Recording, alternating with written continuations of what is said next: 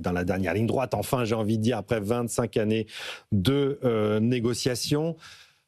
Un sujet qui reste conflictuel, hautement conflictuel en France. Ursula von der Leyen est en direction du Paraguay. Elle devrait signer ce traité de libre-échange d'ici la fin de semaine. Mais en France, eh bien, la mobilisation continue. Les agriculteurs sont toujours en colère. Emmanuel Macron promet de voter contre. Alors la question ce matin, je me tourne vers vous, Emmanuel Comte, c'est la France est-elle plus protectionniste que nos voisins? Parce que partout ailleurs en Europe, quasiment, 24 États membres sur 27 sont pour le Mercosur. Oui, alors c'est avéré, hein, quand vous regardez les statistiques, les sondages depuis très longtemps, quand vous demandez aux Européens que la mondialisation est une chance ou plutôt un handicap, la France ressort toujours parmi les pays, entre guillemets, du sud de l'Europe comme étant le pays le plus favorable au protectionnisme. Alors comment l'expliquer? C'est toujours compliqué, il y a beaucoup de causes. Moi, j'en vois une, c'est quand même le manque de culture économique en France, avec cette idée que le libre-échange serait destructeur d'emplois. Eh oui. On ne va pas y revenir. On l'avait connu avec le CETA, oui. Le traité de libre-échange atlantique. Toujours cet argument de l'emploi qui n'est pas démontré. Alors, je ne vais pas faire un long tunnel, mais enfin, aux États-Unis, on a quand même des bilans qui ont été faits par des économistes sérieux de la politique de Trump 1. Tenez-vous bien, le bilan global est une destruction d'emplois. Il n'y a pas eu de création d'emplois, hein, car on oublie que le protectionnisme va protéger ceux, en effet, qui bénéficient de droits de douane, mais vous allez détruire de l'emploi chez tous ceux qui utilisent les produits qui sont taxés. Par exemple, si vous mettez droit de douane, je ne sais pas, sur le blé, vous pénalisez ceux qui font, par exemple, des pâtes. Et puis surtout, vous allez également avoir des représailles. Donc, à la fin des fins, le protectionnisme est une mauvaise nouvelle. Mais pour revenir au sujet, je trouve que c'est assez dramatique, cette histoire de Mercosur, parce que c'est symptomatique à nouveau d'une forme de, déni français. Je suis peut-être un petit peu violent dans les termes, mais déni parce que quand on peut le dire. Quand on regarde tous les chiffres, objectivement, ça a été chiffré. Alors, on peut toujours dire que ce sont... On peut les rappeler, hein. Alors, le chiffre, c'est grosso modo autour de 50 milliards d'euros d'exportation en plus pour l'Europe et en importation plus 9. Pardon, si vous me proposez un deal dans lequel je vous donne 9 et vous me donnez 50, moi, je prends. Donc, si vous voulez, tout ça a été démontré. Autre point, et j'ai été surpris que dans les débats, ce point ne soit pas plus mis en avant. Si nous ne signons pas, mais quelqu'un d'autre signera à notre place. Et cet autre, on le connaît, il est en train de prendre des parts de marché. C'est la Chine. La Chine est en premier partenaire commercial du Mercosur aujourd'hui. Et à l'heure où on nous parle de dérisking, où il faut être moins dépendant de la Chine, on va y revenir, on vient de se prendre quand même 30% de droits anti-subvention sur le lait, sur le porc, après le cognac. À l'heure où il y a des droits de douane aux États-Unis, on dit qu'il faut diversifier nos exportations, nos importations. Tous ces arguments-là, me semble-t-il, étaient audibles. Et à la fin des fins, il reste quoi? Il reste un sujet, qui est le sujet du bœuf, on va y revenir, sujet légitime, mais qui était volaille sucre, qui était gérable, qui était gérable et qui est gérable. Déni de réalité parce qu'Emmanuel Macron a fait un choix dès le départ, c'est de prendre le Mercosur comme un bouc émissaire pour ne pas parler du vrai sujet. Le vrai sujet, c'est le manque de compétitivité interne de l'agriculture française. Le problème de l'agriculture française, c'est la France, c'est pas le Mercosur. On y reviendra si vous voulez. Patrick Bertrand, vous n'avez pas l'air totalement sûr. Non, complètement en phase, et je pense que c'est notre rôle aussi de faire de la pédagogie et d'expliquer que le deal, c'est un très bon deal. Mais en fait, ça pose un sujet, ça ramène une question plus générale, qui est le sujet de la réciprocité. Oui. Les agriculteurs, il y a déjà quelques mois, l'ont évoqué. Vous êtes agriculteur ou même entrepreneur d'ailleurs sur un certain nombre de produits que vous produisez. Vous allez au supermarché. Vous avez un étalage, vous avez vos produits à tel prix et d'autres produits à un moindre prix qui, en plus, ne respectent pas et qui, de ce fait, à un moindre prix. Pourquoi? Parce qu'ils n'ont pas à respecter les mêmes normes en matière de climat, de protection du climat. Oui. Donc le sujet de fond, il est là. C'est-à-dire qu'il y a le deal global et il faut qu'on le traite. D'ailleurs, au passage, vous avez donné des très bons chiffres globaux, mais on ne donne pas le chiffre d'impact sur l'agriculture parce que c'est, entre guillemets, assez faible. Ça n'enlève pas le sujet de fond qui est celui-là. Donc, c'est la compétition des normes. Comment peut-on, et on l'a vu avec... C'est ce qu'on appelle le level playing field. Non, absolument, on l'a vu avec la fast fashion. J'ai dit, vous êtes créateur de vêtements, vous avez un sujet. Donc on a ce sujet de la cohérence des normes et de la réciprocité. Emmanuel Comte n'est pas d'accord. Non, je ne veux pas monopoliser la parole. Non, je suis pas d'accord au sens où, si vous voulez, le same level playing field, il faut ouvrir les marchés dans les deux sens. Oui. On ne peut pas dire aux agriculteurs d'Amérique du Sud, il faut respecter les normes européennes et on vous donne accès à 1,6% du marché européen. 1,2 si vous pour voulez le bœuf même. Playing field, alors il faut tout ouvrir, ce qui serait bien sûr une catastrophe pour nous. Donc au contraire, je pense qu'il faut, c'est simplement que les pays d'Amérique du Sud respectent les normes qui sont en vigueur en Europe, mais pas leur demander de s'aligner sur l'Europe. Et ce d'autant plus qu'on oublie de dire que notre agriculture est quand même, subventionnée. La politique agricole commune, qui est là justement pour compenser une partie des différentiels de coûts, c'est 40 milliards d'euros. Donc attention, le same level playing field, je suis un spécialiste de la concurrence, ça me fait toujours un peu peur. On voit toujours ce qui nous arrange. Moi, je pense que l'Amérique du Sud pourrait aussi estimer que la politique agricole commune, c'est de la subvention. Et Patrick Bertrand. C'est vrai, mais vous savez que sur le sujet du respect des normes, un des points de blocage, ça a été enlevé, semble-t-il, dans l'accord, le fait qu'il pourrait y avoir une réaction immédiate, pas de rupture, mais immédiate, si les dispositifs normatifs n'étaient pas respectés. Ça a été enlevé. Et je crois que ça aussi, ça a été un point de blocage, de considérer que, si tu respectes pas, on va discuter pendant des années pour que tu commences à respecter les dispositifs. Et c'est ça le sujet. Mais sinon, globalement, tout le monde est d'accord. Les normes sanitaires ne sont pas mises, les normes sanitaires en Europe ne sont pas remises en cause avec le Mercosur. Non, mais il n'y aura pas de bœuf aux hormones en Europe. Respecter les mêmes normes. Isabelle, pardon. Non, je voulais revenir sur cette idée que la France est plus protectionniste que le reste de l'Europe. Je pose la question. Non, mais c'est pas un protectionnisme. C'est pas un protectionnisme classique, notamment sur les droits de douane, puisque de toute façon, la politique douanière, c'est une prérogative de la Commission européenne. Donc on n'a pas de donc de manière classique, non. En revanche, oui, le positionnement de la France par rapport au libre-échange a toujours été d'être très circonspecte sur les bienfaits de ce libre-échange. Et effectivement, la France a toujours été en avant-poste sur toutes les mesures qui sont là pour contrôler le libre-échange. Et puis, deuxième élément, mais j'ai oublié, donc je vais peut-être revenir. Nicolas, un point, votre analyse là-dessus. Est-ce que la France est plus protectionniste ? Est-ce qu'on est isolé en Europe ? Est-ce qu'on est plus protectionniste que nos voisins européens ? Je suis à fond pour le traité du Mercosur. Dans l'intérêt diplomatique de la France, dans l'intérêt industriel de la France et dans l'intérêt de l'agriculture française. C'est ça ce que je voudrais vous montrer. Dans l'intérêt diplomatique de la France, parce que là, on agit comme un vieillard qui a peur de tout, qui ne veut pas sortir de chez lui. Donc la posture de la France aujourd'hui, surtout depuis le protectionnisme trumpiste, cette posture, elle est nulle. Elle est anachronique. Il faut au contraire qu'on soit en tête, qu'on soit vraiment moteur pour signer le plus de traités de libre-échange dans le monde. Donc on est complètement à contre-courant. Je rappelle qu'un traité de libre-échange, c'est un document juridique qui fait des milliers de pages, qui est d'une complexité absolue. C'est-à-dire que le libre-échange, c'est de l'hyper-régulation. En réalité. On régule les qui entre dans des détails qui sont inimaginables. Oui. Donc ça, c'est le premier sujet. Je suis pour... Ça, c'est plutôt bien démontré dans l'intérêt de l'industrie française, parce qu'il y a plein de secteurs, en effet, qui vont être ouverts. Ce qu'on a dit, c'est que c'est un traité automobile contre agriculture. Mais Raphaël, je suis pour dans l'intérêt de l'agriculture française. Parce que si on veut bien, en 30 secondes, entrer un peu dans les détails. Allons-y. L'agriculture française, quand vous regardez ses pertes de parts de marché ces dernières années, les pertes de parts de marché, c'est à l'intérieur de l'Union européenne. C'est-à-dire que le problème de la France, le problème concurrentiel de la France, c'est par rapport à l'Allemagne, c'est par rapport aux Pays-Bas, pour des raisons, on peut rentrer dans les détails, mais notamment de surtransposition de directives européennes. Donc ça n'est pas la faute de l'Europe, c'est la faute des surtranspositions françaises. Où réussit la France dans le domaine agricole ? Vers les territoires lointains. Et notamment, c'est très intéressant, le CETA, l'Amérique du Nord. Nous avions il y a 20 ans exactement les mêmes débats qu'aujourd'hui. Et un dernier mot, si vous voulez vous convaincre, puisqu'on parle de la France, du rapport de la France au protectionnisme. Les meilleurs arguments contre le protectionnisme sont bien évidemment dans les ouvrages d'Emmanuel Combe depuis longtemps, mais aussi dans les mémoires d'espoir du général de Gaulle, c'est le 3e chapitre très exactement, qui explique pourquoi, quand il est revenu en 1958, il a voulu mener une politique de libre-échange. Et il a une formule que j'aimerais qu'on répète sur les plateaux télé et radio. Protectionnisme, protection peut-être, médiocrité à coup sûr. Et il dit, comme la France n'est pas un pays médiocre, Général de Gaulle, pas de protectionnisme pour la France. Et après, je reviendrai. Emmanuel, puis non, Isabelle. Non, mais pardon. Je me souviens de ce que je voulais dire. Alors, le deuxième point. On revient au deuxième point d'Isabelle et puis Emmanuel. Mais pardon, le protectionnisme, c'est quand même la dynamique à la fois de la Chine et des États-Unis, qui sont les deux géants mondiaux aujourd'hui. Justement.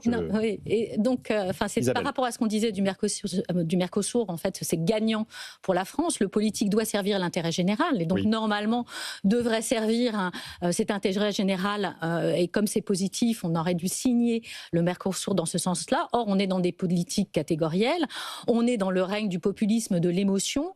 Alors, bien sûr, personne ne nie qu'il y a une partie de l'agriculture qui souffre, et il y a effectivement les questions de compétitivité, mais toutes les petites exploitations où il y a beaucoup de souffrance, et ça a un retentissement au niveau de la population, parce que ça fait appel à nos terroirs, à notre territoire. Donc c'est très populaire, et voire populiste aujourd'hui de soutenir cette agriculture. Il faudrait plutôt réfléchir sur comment on compense les perdants dans le cadre du Mercosur, comment on compense les perdants d'une partie de la mondialisation qui est bénéficiaire pour la France au global. Emmanuel, puis Patrick. Non, mais je suis assez d'accord avec cette idée qu'en réalité, quand vous vous ouvrez, il y a toujours des perdants. Ça, c'est le principe de l'économie. Ce qu'on n'accepte plus aujourd'hui. Oui, mais on l'accepte plus, ça, aujourd'hui. Dédommager.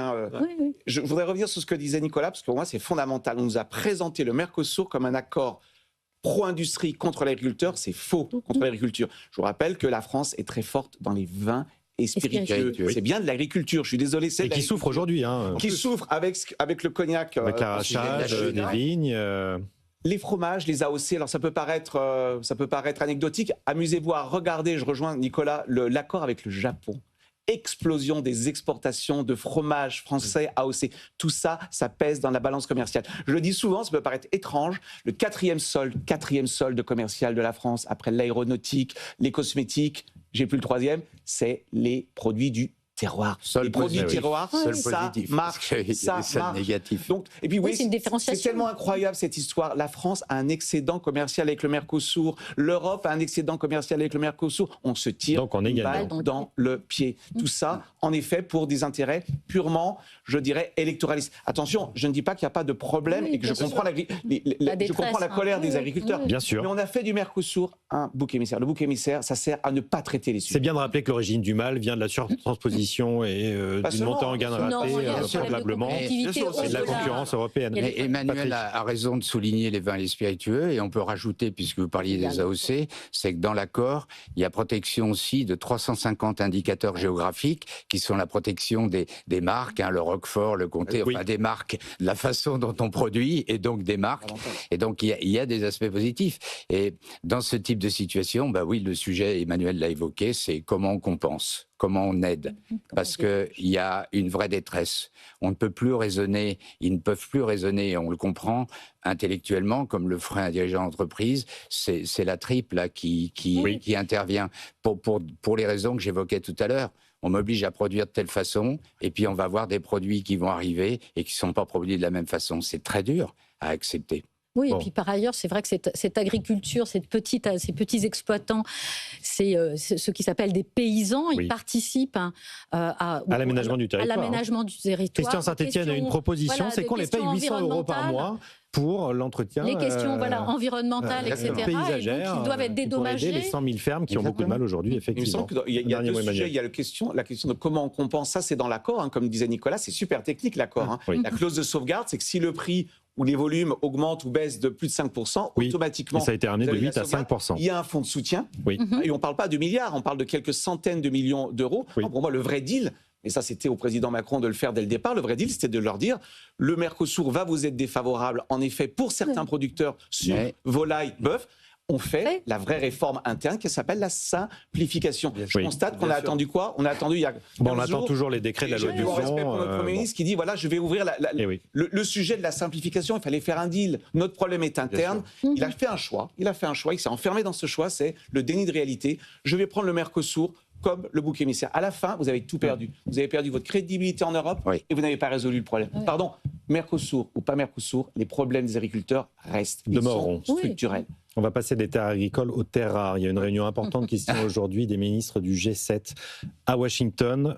Nicolas, est-ce que vous pouvez nous rappeler l'enjeu autour de cette réunion, il y a déjà des plans de contingence qui ont été mis en place au niveau du G7. Aujourd'hui, on est totalement dépendant de la Chine. Oui, parce qu'on le veut bien. Alors déjà, l'enjeu est très simple. Toute l'économie du XXIe siècle, elle se fait en utilisant des terres rares ou des métaux critiques. Un petit enjeu. Rares, c'est du lithium, du tungstène, tout ce que vous voulez. Des terres rares qui ne sont pas rares, il faut le rappeler. C'est un faux ami, les terres rares ne sont pas rares. J'ai une excellente nouvelle. C'est que des terres rares, il y en a énormément en Europe. Et en Europe, il y en a sans doute énormément en France. Donc en réalité, aujourd'hui, nous sommes, vous avez tout à fait raison de le rappeler, extrêmement dépendants de nos approvisionnements en provenance de la Chine. Selon les métaux, on est de 90 à 100% importateurs de terres rares ou de métaux critiques qui viennent de Chine. Mais cette dépendance est quelque chose que nous pouvons réduire. Il ne tient qu'à nous. Et j'ai une autre bonne nouvelle, c'est que l'Union européenne en a conscience qu'il y a des décisions qui ont été prises. Oui. D'une part, pour regarder en Europe, pour explorer le sous-sol et donc pour cartographier ces terres rares, et d'autre part, pour essayer de simplifier les permis d'explorer, les permis d'exploiter. Pour vous donner un ordre de grandeur, aujourd'hui, les spécialistes nous disent il faut 10 à 15 ans pour, si on suit les réglementations nationales actuelles, pour commencer à exploiter une mine de lithium. Il faut absolument qu'on réussisse à réduire ça à 3-5 ans. Donc oui, c'est tout à fait possible techniquement. Donc tous les obstacles aujourd'hui sont des obstacles normatifs. La lenteur pour construire un bâtiment ou la colère écologiste qu'on a pour une bassine d'eau ou une autoroute, on a un peu du mal à imaginer des gisements miniers. C'est pour ça qu'il faut se mettre devant nos responsabilités. C'est-à-dire que si nous sommes dépendants, c'est aujourd'hui de notre responsabilité. Absolument. Alors, Isabelle. Nicolas a raison de dire que l'Europe en a pris conscience. On a eu un certain nombre d'épisodes depuis la crise de la Covid qui nous ont fait prendre conscience de nos dépendances excessives. Et ce qui est intéressant, c'est qu'à la suite de ces ruptures d'approvisionnement ou de ces difficultés d'approvisionnement, il y a tout un travail qui a été fait par l'Europe sur la cartographie de nos dépendances critiques. On sait aujourd'hui, on connaît à peu près les ressources minières dont on dispose sur le sol européen. Ah oui. Oui, il y a des cartographies. Mais là, c'était regardé en termes de dépendance critique. Là où il y a une autre incapacité à pouvoir diversifier suffisamment nos approvisionnements, etc. Donc ça a été cartographié. À la suite de ça, il y a eu le Critical Raw Materials Act qui définit une stratégie sur le long terme pour se débarrasser de ces dépendances, où il est question d'extraire 10% de notre consommation de métaux critiques sur notre territoire. Il est question d'en raffiner 40%, parce qu'en fait, la vraie dépendance... Est-ce que le sujet n'est pas là, c'est sur le raffinage? Bien sûr, la vraie dépendance, parce que c'est vrai que sur les matériaux critiques ou les terres rares, la Chine a tissé sa toile depuis 20 ans. Enfin, je veux dire, elle a été très visionnaire sur le nouvel or noir des nouvelles technologies, et donc elle a tissé sa toile. Elle a été là, elle a noué des partenariats dans les pays où il y a ces matériaux, mais donc elle a, sur certaines extractions, elle est aussi dominante, mais sinon là où vraiment elle a une position ultra dominante, c'est sur le raffinage. Mais il faut bien dire que le raffinage, ça demande beaucoup d'eau et ça demande beaucoup de produits chimiques.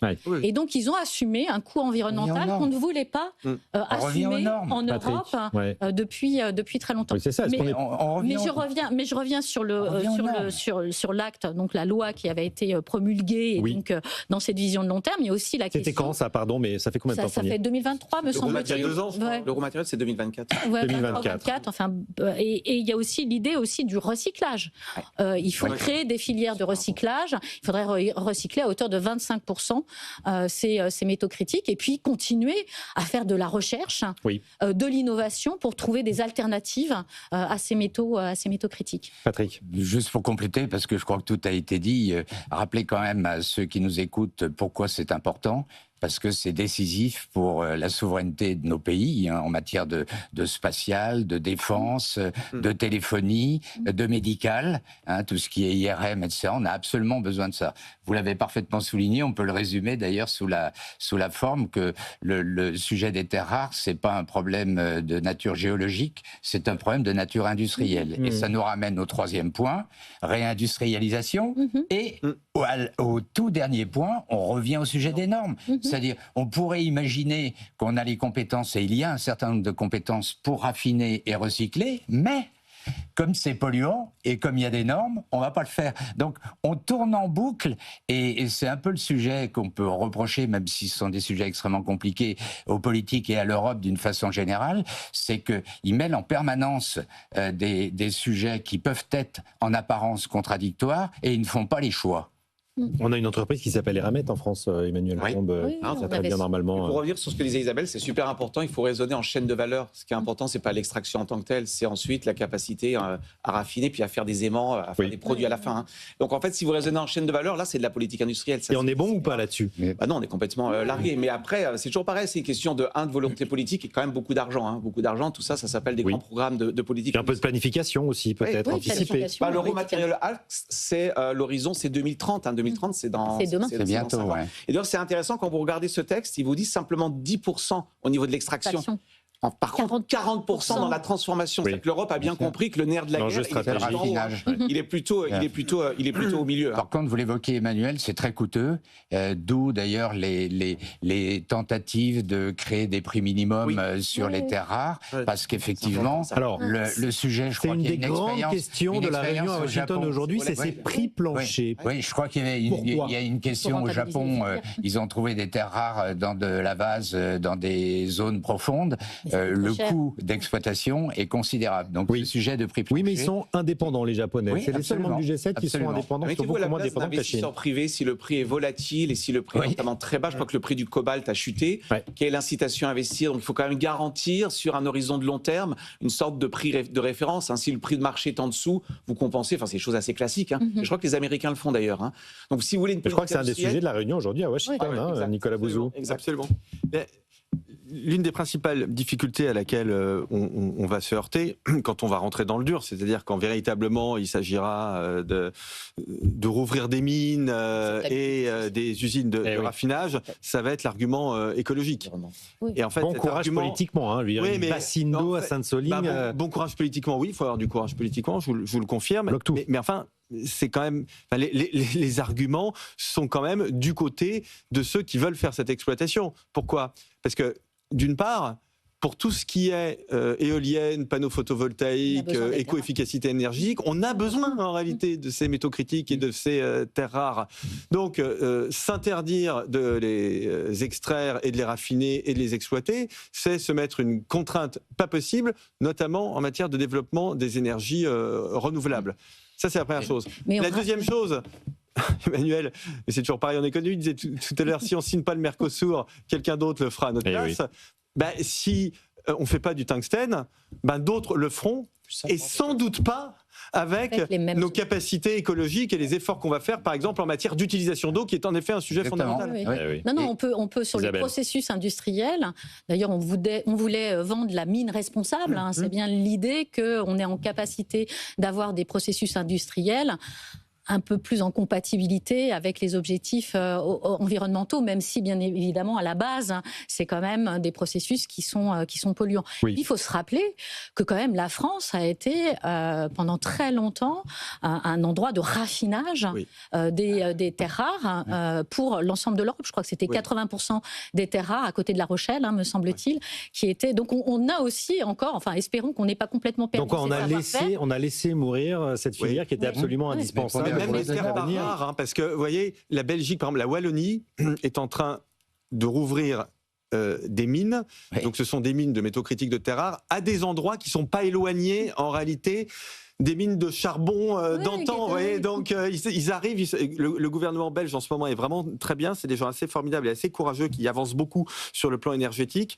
Et justement, vous voyez, essaient de raccorder ce passé et cet avenir de façon très intelligente, y compris socialement. Oui, parce qu'il y a l'acceptabilité sociale et le fait qu'il y ait un passé sur les mines de charbon, etc. Évidemment. Probablement que c'est un facteur qui joue... Non, pas du tout. Je rebondis et ça m'inspire ce que j'ai déjà souvent exprimé, c'est que le problème en matière de climat, s'il y a impact climat, gaz à effet de serre, empreinte carbone, etc., on raisonne de façon brute, alors qu'il faudrait raisonner en solde. Et je me souviendrai toujours de quelqu'un qui investit massivement dans des entreprises qui ont un impact très positif sur la planète et le climat, et qui exprimait que dans un premier temps, je pollue. Parce qu'effectivement, par exemple, pour créer des panneaux solaires, on produit, donc on pollue. Oui. Mais au bout du compte, le solde est positif.